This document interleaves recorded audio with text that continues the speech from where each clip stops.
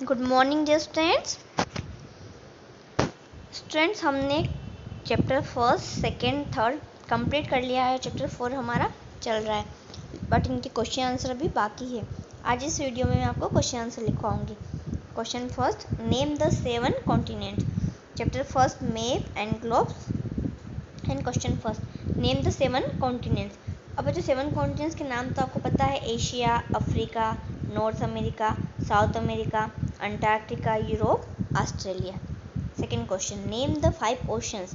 5 oceans के name बताना है। Pacific Ocean, Atlantic Ocean, Indian Ocean, Antarctic Ocean, Arctic Ocean. Next question, why is it important to understand the language of maps. अब बच्चों जो map की जो language है वो समझना क्यों जरूरी है, अब वो हम देखेंगे।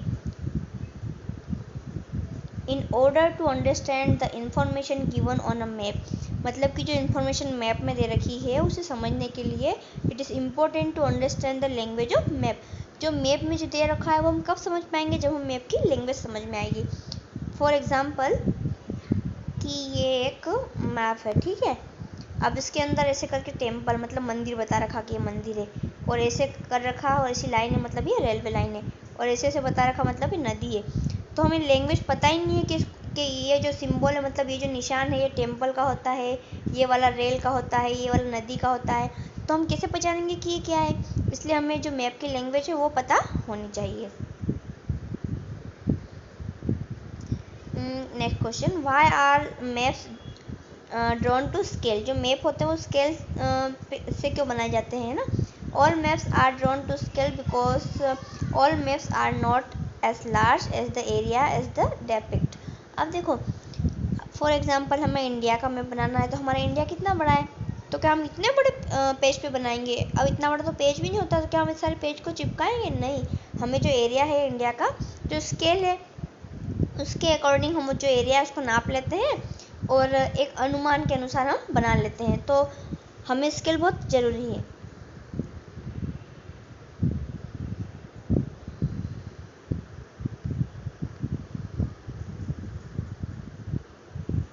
Next, answer the following question. Compare a globe and map list and list the advantage and disadvantage of globe. अब देखो, ग्लोब और मैप को कंपेयर करना है, फिर दोनों के एडवांटेज और डिसएडवांटेज बताना है। A map is drawn on a flat surface, है ना। जो मैप है वो फ्लैट सरफेस है ना, किसी जगह पे बनाए जाते हैं, फ्लैट सरफेस पे बनाते हैं। A globe is a round model of the earth. जो ग्लोब है हमारा मॉडल है, राउंड अर्थ का मॉडल है ना। Map shows countries, continent, cities, neighbourhood and market places. जो मैप होते हैं वो क्या बताते हैं हमें कि हमारे कॉन्टिनेंट कहाँ है, हमारी कंट्रीज़ कहाँ है, हमारे सिटीज़ कहाँ है, हमारे पड़ोसी देश कौन से हैं। और जो ग्लोब होते हैं वो क्या बताते हैं, शेप बताते हैं, साइज बताते हैं, है ना। और हमारे वाटर बॉडीज़ के बारे में हमें बताते हैं। अब एडवांटेज ऑफ मैप और advantage of globe. Map are easy to carry. जो मैप होते हैं ना उसको हम फोल्ड करके पर्स में रख सकते हैं, कहीं भी ले जा सकते हैं। Globe represent the earth in a simple accurate way. जो ग्लोब होता है वो बताता है कि हमारी अर्थ कैसी सिंपल है, एक्यूरेट उसकी साइज क्या है, कैसे उसका जो शेप है वो हमें ग्लोब से पता चलता है। डिसएडवांटेज ऑफ मैप और disadvantage of globe. A curved surface of the earth cannot be shown accurately on a paper। अब बच्चों बताओ कि हमारे जो अर्थ है वो तो राउंड है ना, तो हम अगर उसको पेज पर बनाएंगे तो हम प्रॉपर तरीके से नहीं बना पाएंगे, क्यों। और उसी तरह अगर ग्लोब है, globe shown only one side of globe. जो ग्लोब होता है वो एक साइड, हम एक टाइम में एक ही साइड देख सकते हैं। हम इधर देख रहे तो इधर का नहीं दिखेगा, और यदि हम इधर देख रहे तो हम इधर का नहीं दिखेगा, है ना। It does not tell about the shape and moment of the earth. जो हमारा मैप है वो क्या नहीं बताता है, अर्थ के मोमेंट के बारे में नहीं बताता, उसके शेप के बारे में बताए। Globe can not be carried easily. जो ग्लोब है ना हम उसको इजीली कैरिड नहीं कर सकते ना। मैप को तो हम फोल्ड कर लेते हैं पेपर को, बट ग्लोब को हम इजीली कैरी नहीं कर पाते हैं। ये कंप्लीट हो गया है।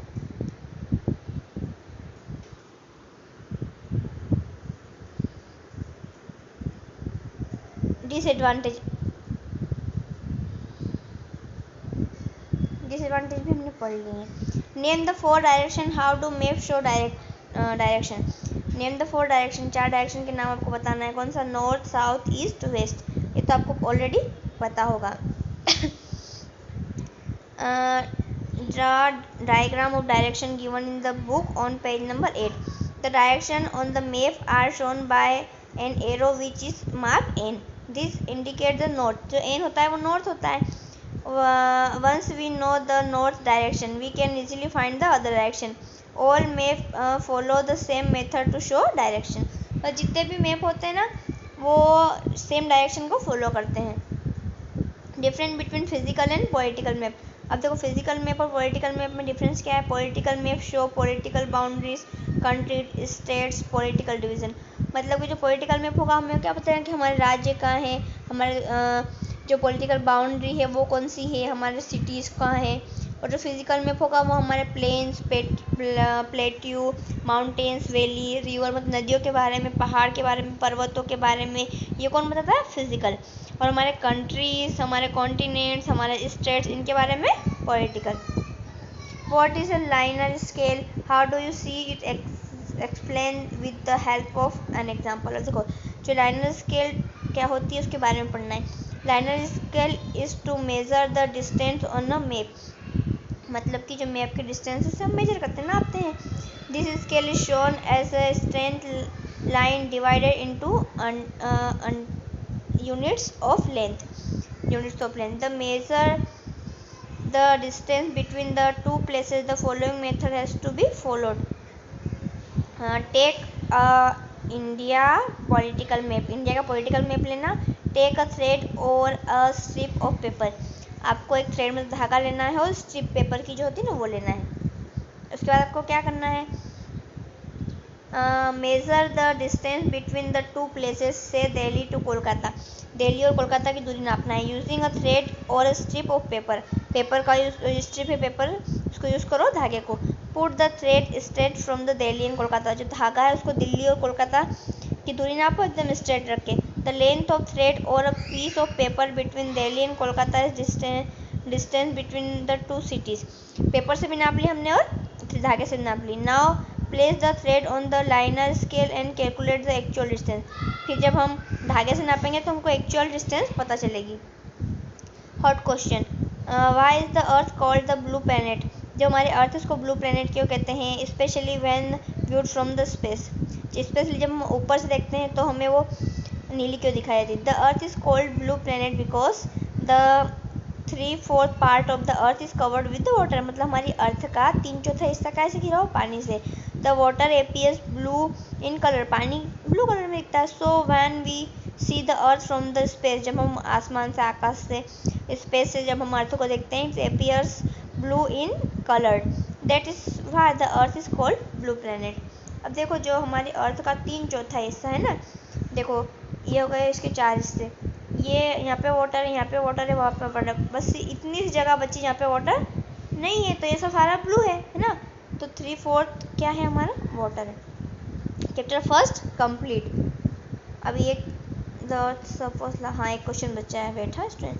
The earth support life and help all living being to survive. Do you support your family members when they need you. Give example. The earth has air and water which is very necessary to live. मतलब कि जो अर्थ है उस पर पानी और हवा है जो कि जीने के लिए बहुत ज़रूरी है. दूसरी सपोर्ट लाइफ, क्योंकि ये हमारे जीने के लिए सपोर्ट करती है. Yes I also support my family members. I usually help my mother in house hold work. मेरी मम्मी की मदद करता हूँ घर के कामों में. I help my dad by cleaning his car. जब मेरे पापा कार की सफाई करते हैं तो मैं उनकी हेल्प करता हूँ. I also help my younger brother in his homework. छोटे भाई के होमवर्क में भी मदद करता हूँ. चैप्टर फर्स्ट कंप्लीट हुआ है बच्चों. ये हमने कंप्लीट कर दिया है. अब हम चैप्टर सेकेंड को देखेंगे. वेट हाँ, चैप्टर सेकेंड हाँ, class 5 chapter second, parallels and meridians. Question first, right short note on the following. सबसे पहले ग्लोब के बारे में. Globe is a small model of the earth. Globe के बारे में हमको लिखना है तो हम क्या लिखेंगे? Globe is small model of the earth. We can see countries and places marked on it. To locate a place we use a system of imaginary line. हम जो जगह है उनको देखने के लिए हम किसका यूज़ करते हैं? इमेजिनरी लाइन का। It tells us about the moment of the अर्थ, वो हमें अर्थ के मोमेंट के बारे में बता देती है। कौन बताता है? Globe. We can easily understand the concept of day and night, हम दिनों रात के जो बारे में कॉन्सेप्ट है उसको भी इजीली समझ गए ना ग्लोब के जरिए। And change off season by using globe, जो जैसे कि हमारे मौसम कैसे चेंज होते हैं वो भी हम कैसे पता चला है? ग्लोब के कारण। ग्लोब तो हमने पढ़ लिया है। नॉर्दर्न हेमिस्फीयर, नॉर्दर्न हेमिस्फीयर के बारे में क्या लिखा है? The part of the earth from equator to north pole is called northern hemisphere.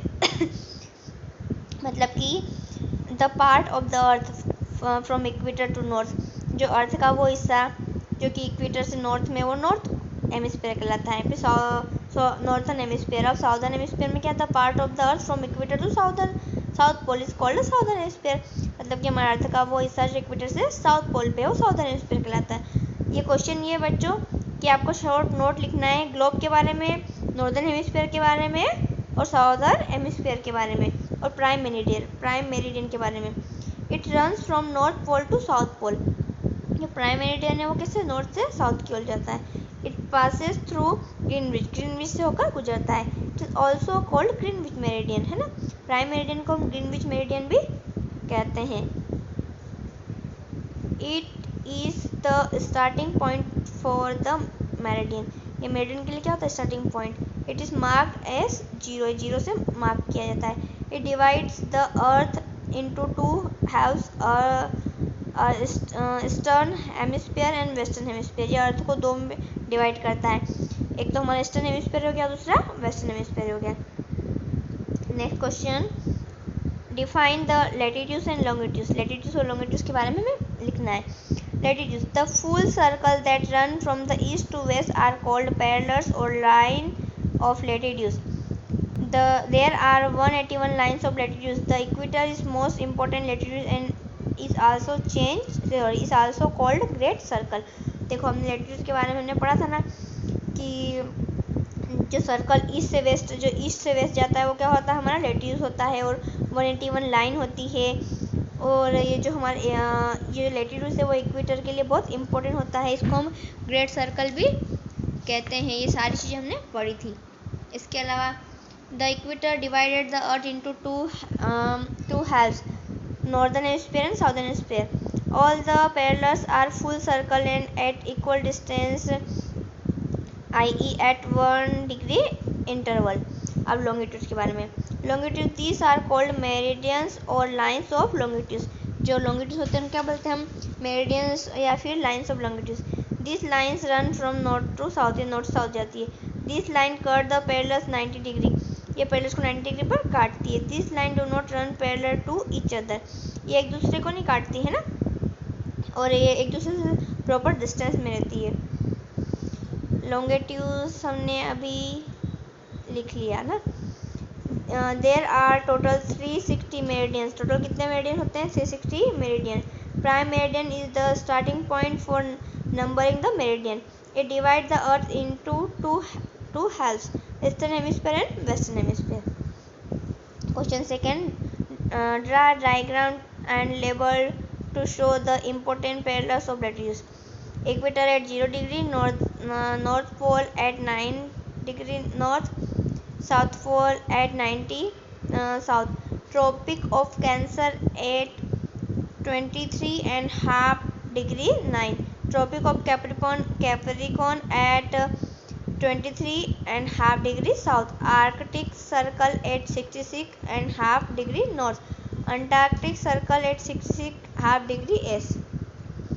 Write 4 facts about lines of longitudes. There are total 360 lines of longitudes. अब देखो longitudes में 360 line होती है ना, 180 काउंट करके। This line runs from north to south. ये line कैसे जाती है? नॉर्थ से साउथ की ओर।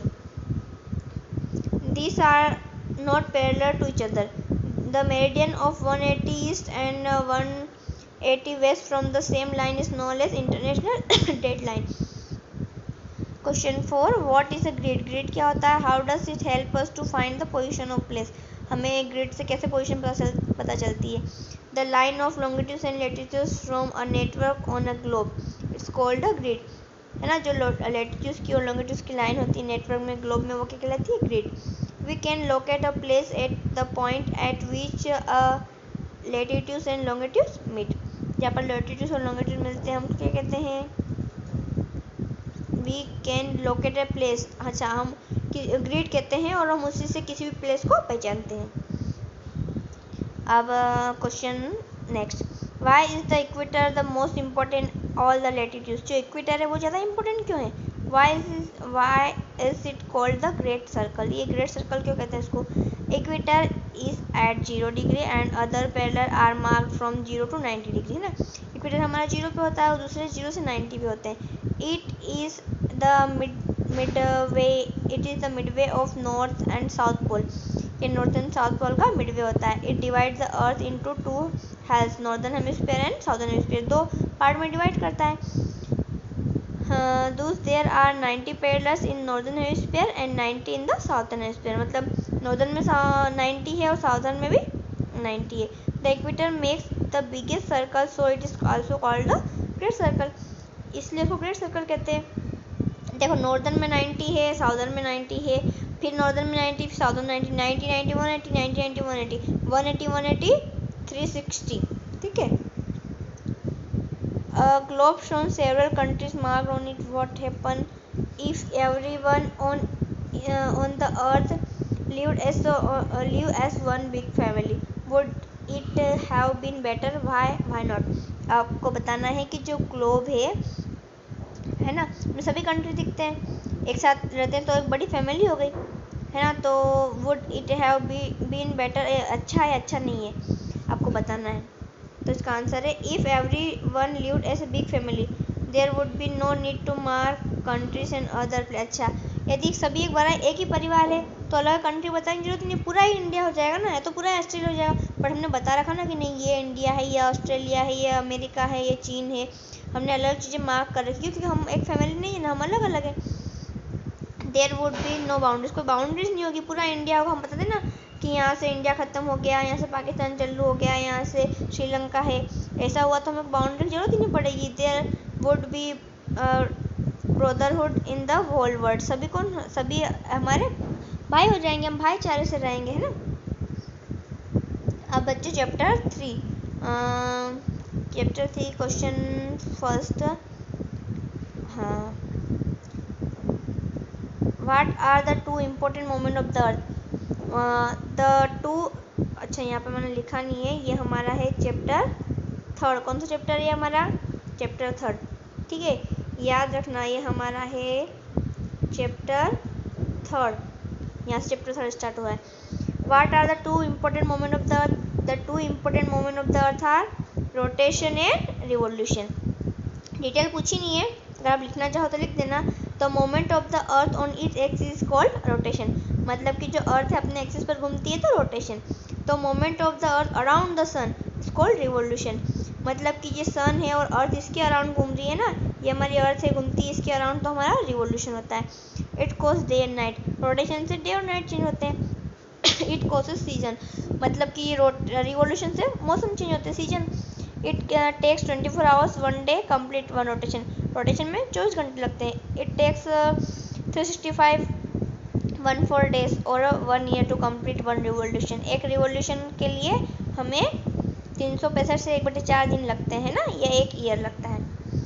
How are season cause, season कैसे चेंज होते हैं, season are cause due to revolution, अभी हमने पढ़ा ही था कि सीजन कैसे चेंज होते हैं, रिवोल्यूशन से, of the earth and the tilt और द अर्थ एक्सिस, मतलब कि जो रिवोल्यूशन होता है, जो सन है, तो हमारी जो अर्थ है इसके अराउंड घूम रही है ना, ये घूमती घूमती आ रही है, तो इससे हमारा सीजन चेंज होता है।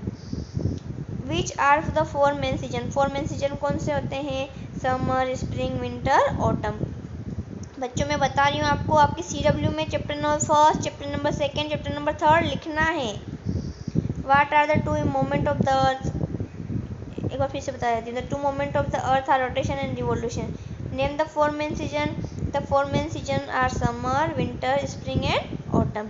What is summer in northern hemisphere, which season does southern hemisphere, देखो, जब नॉर्दर्न में हमारे समर होगा तो हमारे साउदर्न में क्या होगा, when it is summer in the northern hemisphere the southern hemisphere in winter, मतलब कि साउदर्न में क्या होगा, विंटर होगी। ठीक है, डिफाइन द टर्म्स, आपको इनको डिफाइन करना। Axis, N